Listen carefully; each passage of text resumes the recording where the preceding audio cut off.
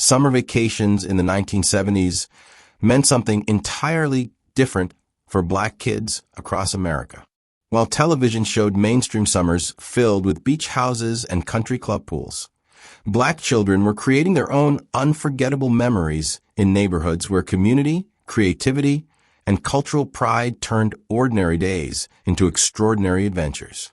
These were summers defined not by expensive vacations, but by the richness of togetherness, the creativity born from making something out of nothing, and the deep connections forged on front porches in backyards and on city streets. The laughter of children mixed with the voices of elders. The smell of grilling meat floated through humid air, and every block became a stage for memories that would last a lifetime. But what exactly made those summers so special, so uniquely unforgettable? Here are 25 memories that only black kids from that era will truly understand. 1. Playing in open fire hydrants on hot days.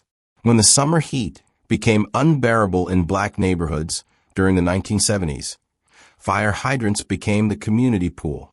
Kids would gather on sweltering afternoons as adults opened the hydrants, sending powerful streams of cool water cascading down the street. Children would run through the spray, dance in the water, and cool off while neighbors sat on stoops and porches watching the joy unfold.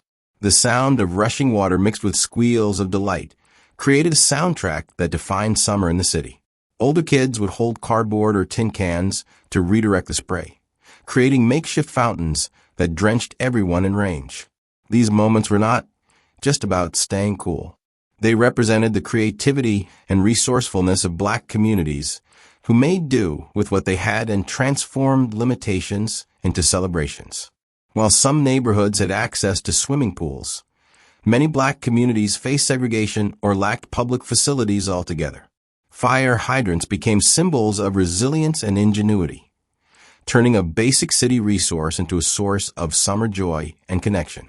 The memory of that cold water on hot skin, the feeling of wet clothes clinging to small bodies, and the sense of freedom it brought remains vivid decades later. 2. Getting your hair pressed in a hot kitchen. Summer meant outdoor activities, but for many black girls, it also meant the ritual of getting your hair pressed before Sunday church or special occasions. The kitchen would become unbearably hot as the stove heated the pressing comb, adding to the already sweltering summer temperatures.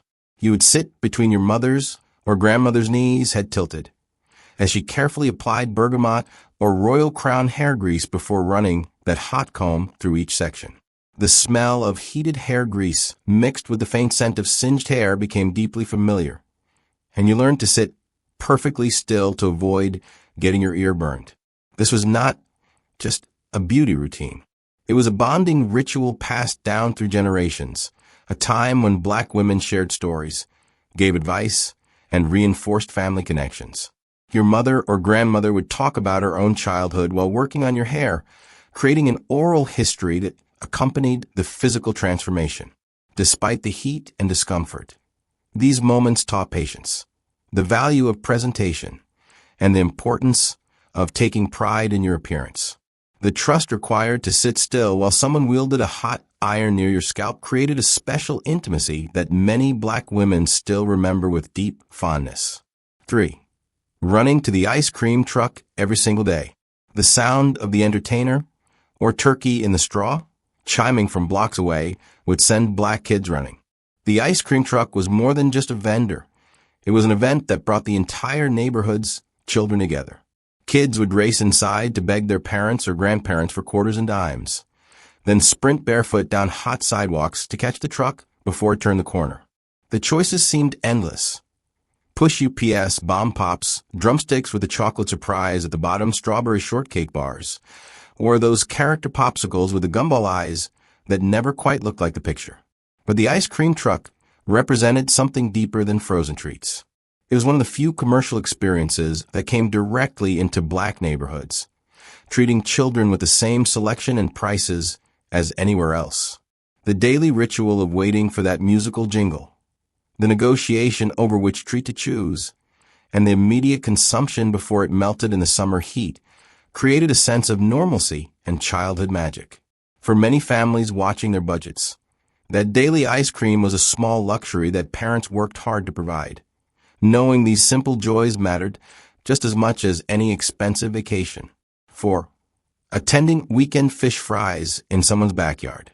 Friday and Saturday nights in black neighborhoods often meant the unmistakable smell of fish frying in someone's backyard. Families would set up folding tables, bring out large fryers filled with hot oil, and cook pounds of whiting, catfish, or perch seasoned with cayenne, garlic, and paprika. Kids would play in the yard while adults sat in lawn chairs, talked, laughed, and kept an eye on the fish. The meal would come with white bread, hot sauce, coleslaw, and baked beans, served on paper plates that would sag under the weight of the food. These fish fries were not simply about eating.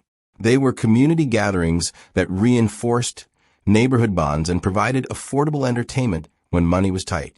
Someone might bring a radio playing WBLS or the local soul station, and the evening would stretch late into the warm night with music, storytelling, and the kind of easy companionship that defined black community life. For children, these gatherings taught social skills, respect for elders, and the importance of sharing resources. The taste of that crispy, perfectly seasoned fish paired with the feeling of belonging created memories that transcended the meal itself. 5. Playing double dutch until the streetlights came on. Double dutch was not just a game. It was an art form that black girls perfected on sidewalks and playgrounds across America. Two ropes would turn in opposite directions, while girls jumped in with precise timing, performing intricate footwork and chanting rhymes passed down through generations. Miss Mary Mac, Teddy Bear, and countless other rhymes provided the rhythm while spectators watched and waited their turn. The best jumpers would add tricks, crossing their feet, turning around, or jumping with their eyes closed while the ropes slapped the pavement in perfect synchronization. This was more than child's play. Double dutch required coordination, timing, and trust between the turners and jumper. It built physical fitness, taught rhythm and patience, and created a competitive yet supportive environment where girls encouraged each other to master increasingly difficult moves. The activity brought together different ages as older girls taught younger ones, creating mentorship within play. When the streetlights flickered on, that was the universal signal that playtime was ending, and kids would reluctantly head home with legs tired from jumping and voices hoarse from chanting, already planning tomorrow's game. 6. Drinking from the water hose. When thirst struck during outdoor play, black kids in the 1970s did not run inside for bottled water or filtered refrigerator dispensers. Instead, they headed straight for the garden hose, turning the nozzle and drinking directly from the stream. The water would taste slightly metallic and warm at first, then ice cold as it cleared from sitting in the sun-heated hose. Kids would spray each other, fill up old margarine containers, or simply stand there gulping down mouthfuls while water ran down their chins and soaked their shirts. This simple act represented a freedom and informality that defined childhood in that era. Parents did not worry about filtered water or concerns about hose materials. Kids were outside, active, and could take care of their basic needs independently. The hose also became a source of entertainment beyond drinking.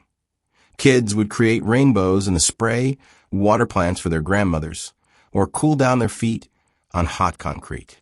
The taste of hose water, slightly rubbery and sun-warmed, became intrinsically linked to summer freedom and the long, unstructured days of childhood spent entirely outdoors. 7. Watching Soul Train on Saturday mornings. Saturday mornings meant one thing in black households: Soul Train. Kids and adults alike would gather around the television to watch Don Cornelius introduce the latest R&B, soul, and funk performances, while the show's legendary dancers moved down the Soul Train line. The fashion was spectacular: bell-bottoms, platform shoes, dashikis, and afros that defied gravity. Young people would practice the dances they saw, trying to replicate the smooth moves and confident style that made Soul Train a cultural phenomenon. This was not mere entertainment. Soul Train provided representation at a time when black culture was often invisible or stereotyped on mainstream television. It celebrated black beauty, style, and musical talent unapologetically, showing black children that their culture was valuable, creative, and worthy of primetime attention. Families would discuss the performances, critique the fashion, and feel a sense of pride seeing their culture reflected with such style and sophistication. For many black kids in the 1970s, Soul Train was their introduction to the broader world of black music and fashion, shaping their sense of identity and cultural pride in ways that extended far beyond Saturday morning television. 8. Getting grease rubbed on your legs and arms. Before leaving the house on a summer day, many black kids experienced the ritual of having Vaseline or cocoa butter rubbed on their arms and legs. Mothers and grandmothers would not let you step foot outside looking ashy, that telltale gray appearance when black skin becomes dry. They would squeeze lotion or petroleum jelly into their palms and thoroughly coat your limbs until your skin gleamed, sometimes adding extra to your knees and elbows. You would leave the house literally shining, the sunlight reflecting off your moisturized skin. This daily practice was about more than preventing dry skin. It represented standards of presentation and self-respect that black families maintained regardless of economic circumstances. Looking put together meant something important in communities where black people faced constant judgment and stereotyping. Your appearance reflected on your family, and going outside ashy was considered as unacceptable as wearing dirty clothes. This ritual also provided physical touch and care, a moment of maternal attention before you ran off to play. The feeling of those hands rubbing lotion into your skin, the slightly greasy sensation that lasted for hours, and the pride of knowing you looked your best became ingrained habits that many black adults continue to this day. 9. Eating penny candy from the corner store. The corner store was a summer destination where black kids could stretch their allowance or the coins they earned doing chores. With just a quarter or 50 cents, you could fill a small brown paper bag with an impressive haul. Now and laters, Lemonheads, Fireballs, Mary Janes, Boston baked beans, and candy cigarettes. The store owner would watch carefully as children pointed to items behind the glass counter, counting out each piece. Kids would then sit on the curb outside, trading candies and making their stash last as long as possible, savoring each sweet piece throughout the afternoon. These corner stores served as more than retail spaces. They were neighborhood institutions where the owner often knew every child by name and sometimes extended credit to struggling families. The transaction of buying penny candy taught basic math, decision-making, and delayed gratification. Would you spend everything at once or save some for tomorrow? Which candies offered the best value? These small financial lessons happened naturally while children enjoyed the freedom of making their own purchasing choices. The corner store represented accessibility and independence, a place where even children with minimal money could participate in consumer culture and experience the small power of choosing exactly what they wanted. 10. Playing spades on the front porch. Spades was not just a card game. It was a cultural institution in black communities, and summer meant watching the adults play on front porches while learning the intricate strategies. Kids would observe as mothers, fathers, aunts, uncles, and neighbors partnered up, shuffling worn decks of cards and engaging in friendly but competitive games. The trash talk was legendary, the strategies complex, and the partnership sacred. Bored your partner, failed to cover their play, and you would hear about it for the rest of the evening. Cut someone's ace, and the reaction would be theatrical and memorable. These card games taught children far more than the rules of spades. They learned about partnership, trust, strategy, and the art of reading people's faces and plays. They absorbed the social dynamics of adult interaction, the importance of keeping your word, and how competition could exist within community and friendship. The running commentary during games provided entertainment and education simultaneously, with players explaining their reasoning, calling out mistakes, and celebrating brilliant plays. As kids got older, they would be invited to play, marking a rite of passage into adult social spaces. The memory of those porch games, the sound of cards slapping the table, and the laughter mixed with competitive intensity defined countless summer evenings. 11. Going to vacation Bible school. While summer meant freedom from regular school, many black kids spent at least 1 week at vacation Bible school. The church basement or Sunday school rooms would fill with children learning Bible stories through songs, crafts, and skits. Teachers would prepare Kool-Aid and cookies for snack time, and kids would make crafts with popsicle sticks, construction paper, and glue that would later decorate refrigerators at home.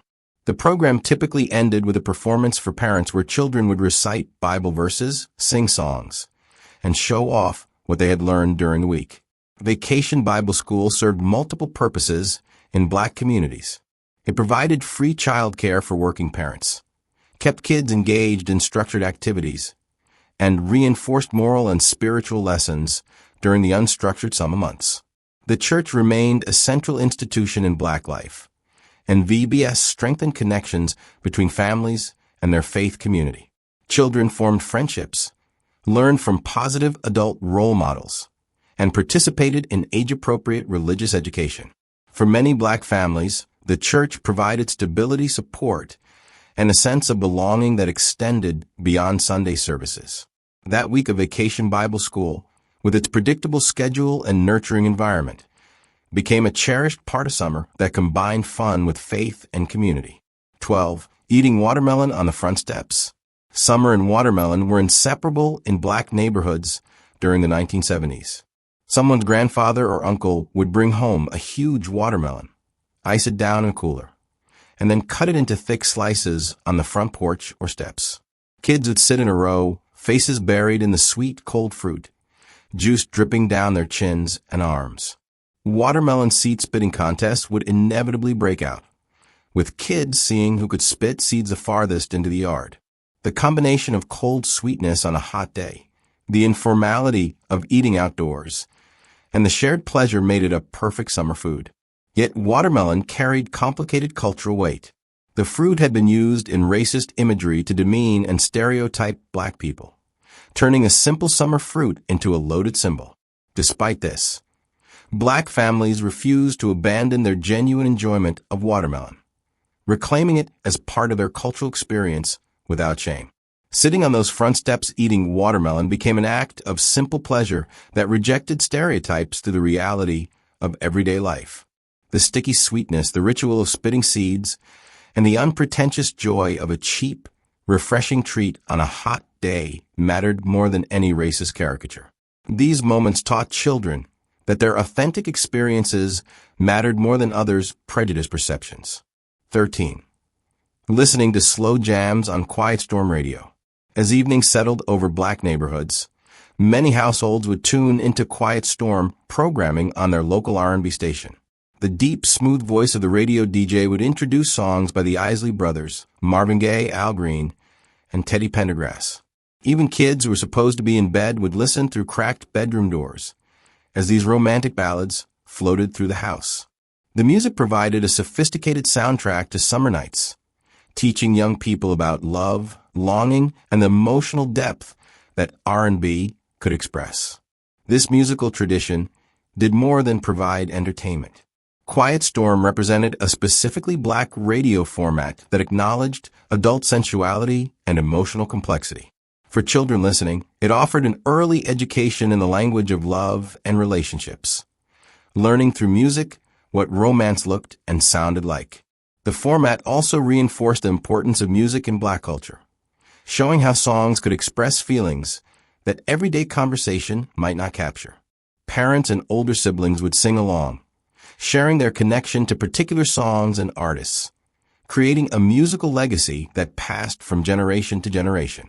The memory of those smooth voices and slow melodies drifting through summer nights became intrinsically linked to feelings of home, security, and cultural identity. 14. Playing hopscotch drawn with actual chalk. Sidewalks in Black neighborhoods became canvases every summer as kids drew hopscotch grids with white or color chalk. The classic grid with numbers 1 through 10 would appear on cement, and children would spend hours throwing stones or bottle caps and hopping through the squares on one foot. The chalk would gradually smudge from sneakers and bare feet, and rain would eventually wash it away completely. But kids would just draw it again the next dry day. Different neighborhoods had variations on the rules, and debates over proper technique could get surprisingly passionate. Hopscotch represented accessible play that required no expensive equipment, just chalk, a small object to throw, and a sidewalk. This simplicity meant children of all economic backgrounds could participate equally. The game taught balance, coordination, and patience while allowing for social interaction and healthy competition. Girls and boys played together. Younger kids learned from older ones. And the activity brought children outside into shared community spaces.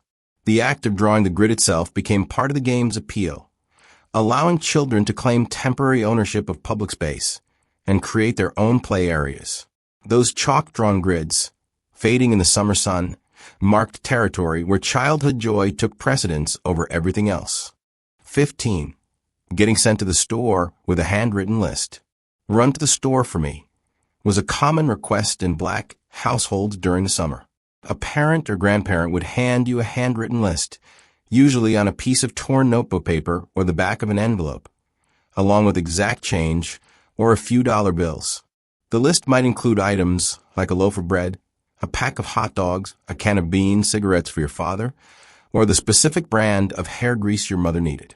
You would walk or ride your bike to the corner store, carefully guarding the money and list, and present both to the store owner. This errand was a responsibility that taught children independence and trustworthiness.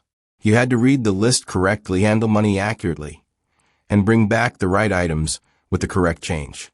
For many Black kids, this was one of the first ways they contributed meaningfully to household functioning. The task also built relationships between children and local merchants, who became familiar faces in the neighborhood. Sometimes the store owner would add a piece of candy or let you keep the few cents of change. The walk to and from the store became an adventure, an opportunity to see who was outside, check out what was happening in the neighborhood, and feel the pride of being trusted with an important task. That crumpled piece of paper with your mother's handwriting represented more than a shopping list. It was a mark of growing maturity and responsibility. 16. Attending family reunions at local parks. Summer meant family reunion season, when extended Black families would gather at local parks for day-long celebrations. Cars would arrive early to claim the best pavilions and set up grills, tables loaded with food, and sound systems playing Motown, soul, and funk. Relatives would travel from different cities and states, and children would meet cousins they only saw once a year. The day would include games like three-legged races and tug-of-war, dominoes tournaments, and endless amounts of food, fried chicken, potato salad, baked beans, collard greens, and desserts like pound cake and sweet potato pie. These reunions served a crucial purpose beyond entertainment. They maintained family connections across geographical distances and reminded younger generations of their roots and relationships. Elders would tell stories about ancestors, connecting children to family history they might not hear otherwise. The gatherings reinforced the importance of family loyalty and the extended kinship networks that helped Black families survive difficult times. Children learned who they were related to, how they fit into the larger family structure, and the value of maintaining those bonds. The experience of seeing your grandmother embrace cousins she had not seen in months, of hearing your family stories and sharing food prepared with love, created a sense of belonging that extended beyond the nuclear family. These reunions taught that family meant more than the people you lived with. It encompassed a broader community of support and connection. 17. Jumping rope and chanting rhymes. Jump rope was universal, but Black girls brought distinctive style and creativity to the activity. Single rope, double rope, or Chinese jump rope. Each had its own techniques and accompanying chants. Down, down, baby, down by the roller coaster. Apples on a stick. And countless other rhymes provided rhythm and entertainment while feet left the ground in perfect timing. The ropes would slap pavement in steady beats, and girls would take turns jumping while others turned and chanted. Advanced jumpers would perform tricks, turn while jumping, or try increasingly complex footwork patterns. These jump rope traditions carried African and Caribbean cultural elements, preserving rhythmic patterns and call and response structures in children's play. The chants often included social commentary, neighborhood gossip, or adaptations of popular songs, creating an oral tradition that passed from older kids to younger ones. The activity built community among girls, taught cooperation and timing, and provided aerobic exercise without anyone thinking of it as a workout. The games could last for hours, with girls rotating through different roles and helping each other master new tricks. That rhythmic slapping of rope against concrete, combined with the synchronized chanting of young voices, created a soundtrack of summer that defined countless afternoons in black neighborhoods across America. 18. Eating pickles and peppermints from the corner store. Beyond penny candy, black kids developed specific snack preferences that became cultural touchstones. Many corner stores sold individual pickles, huge dill pickles kept in a large jar on the counter, wrapped in paper or placed in small plastic bags. Kids would eat these sour, salty treats while sitting outside the store, the vinegar smell strong in the summer air. Peppermint sticks were another favorite, sometimes used as straws in small bottles of soda or simply sucked on until they became sharp, sticky fragments. These snacks reflected the economics of childhood in working-class black neighborhoods. Items that cost 5 or 10 cents allowed kids with minimal money to participate in the ritual of buying treats. The pickle and peppermint combination, though it sounds odd, represented the creativity of mixing available options to create new taste experiences. These food choices also became identity markers. Certain snacks and flavor combinations became distinctly associated with black childhood. The corner store owner knew exactly what kids wanted, and the transaction became familiar ritual.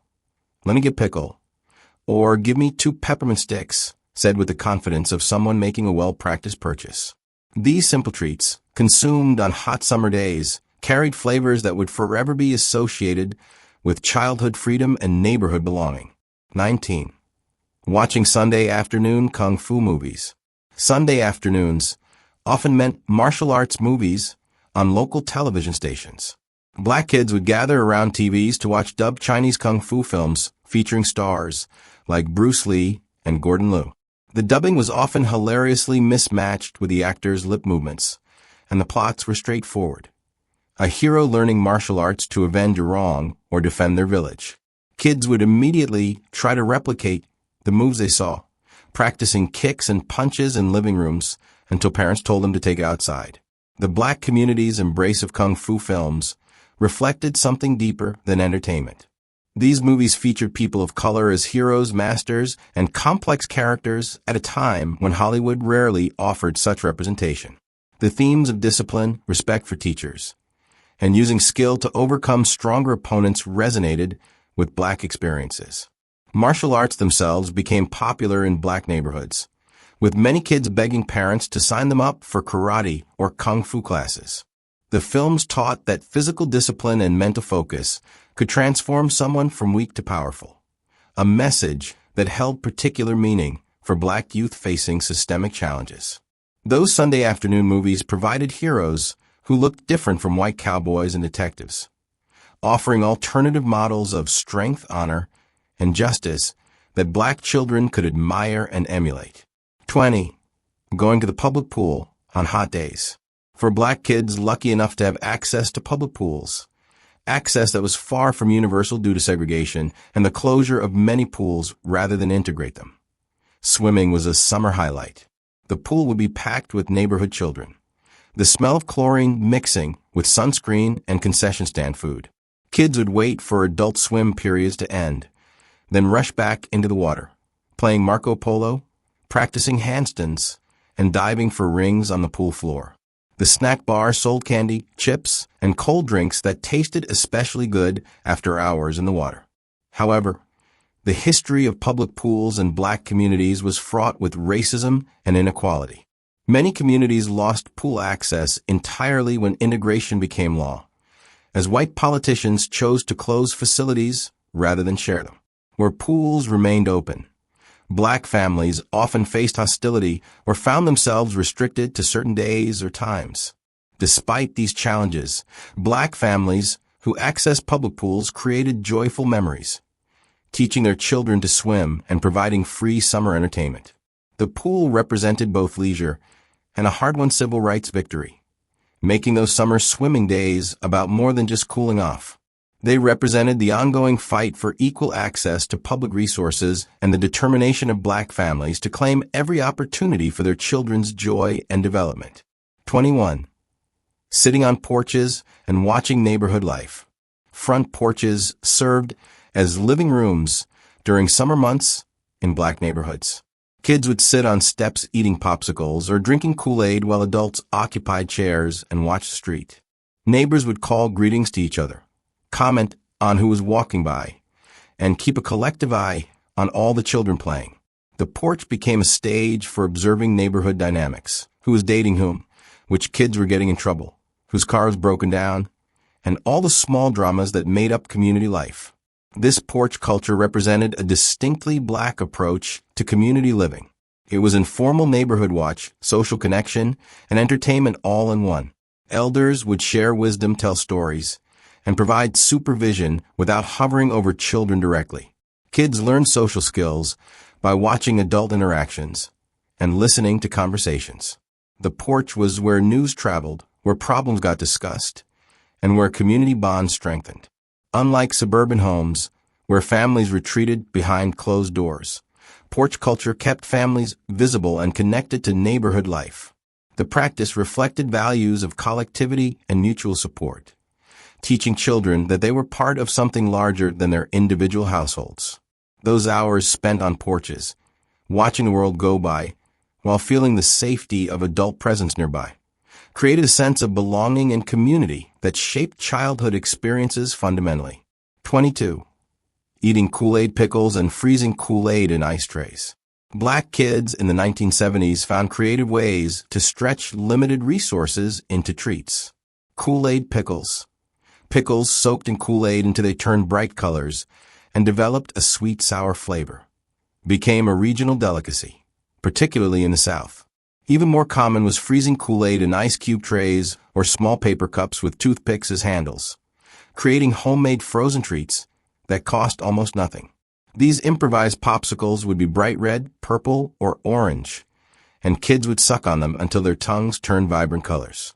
These DIY treats represented the resourcefulness of black families, making childhood special despite limited budgets. A packet of Kool-Aid and some sugar cost pennies, but could provide refreshment for multiple children on hot days. The creativity involved in making these treats, the anticipation of waiting for them to freeze, the pride of creating something yourself, added value beyond the actual taste.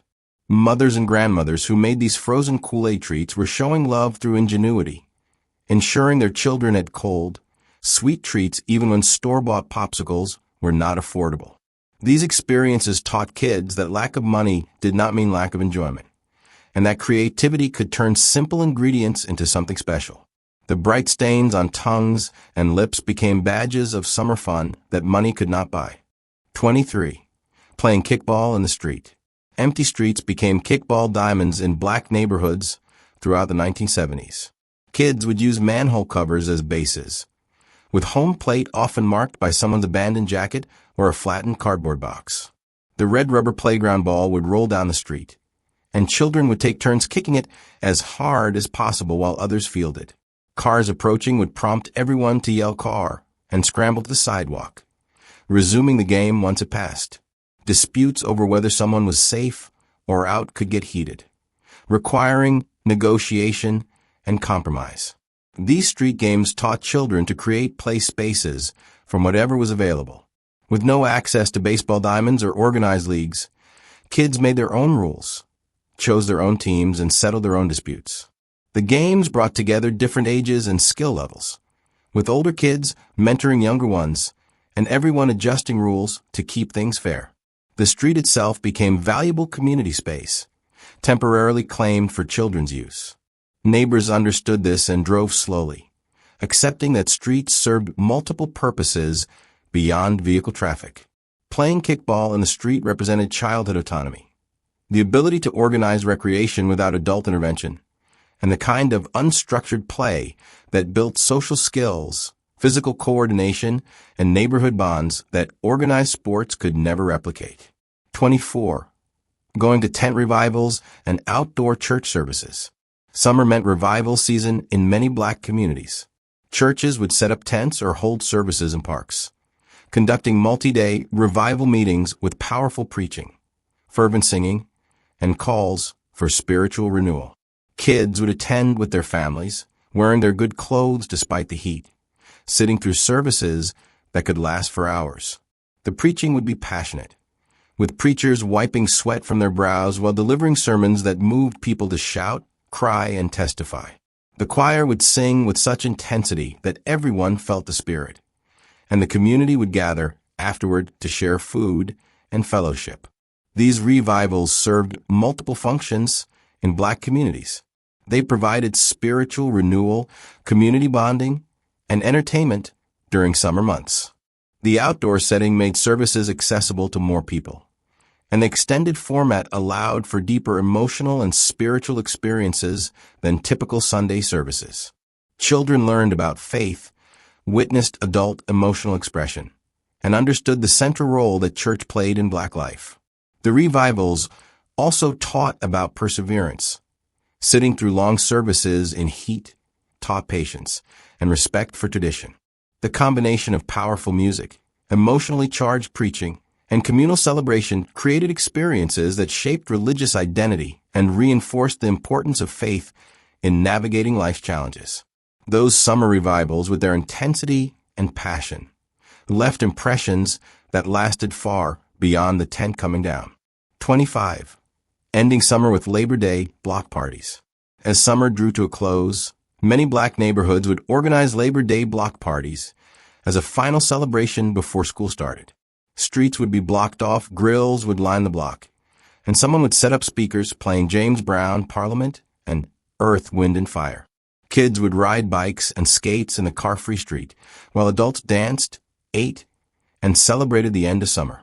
The party would stretch from afternoon into evening, with everyone in the neighborhood participating in this collective goodbye to summer freedom. These block parties embodied everything that made black community life special. They demonstrated collective organization, with neighbors pooling resources to create something everyone could enjoy. The parties reinforced social bonds before the busy school year scattered children into different classrooms and schedules. They also represented a claiming of space, temporarily transforming streets into community celebration grounds. For children, these parties marked a bittersweet transition. Sadness that summer was ending combined with excitement about returning to school with stories to share. The memory of dancing in the street surrounded by your entire neighborhood, of feeling completely safe and embraced by community, of knowing you belonged to something larger than yourself. These were the lessons that made black summer experiences unforgettable. Those Labor Day parties, with music echoing down the block and the smell of grilled food filling the air, represented the culmination of everything that made summer in black neighborhoods extraordinary. Creativity, resilience, community, and joy forged from togetherness rather than wealth.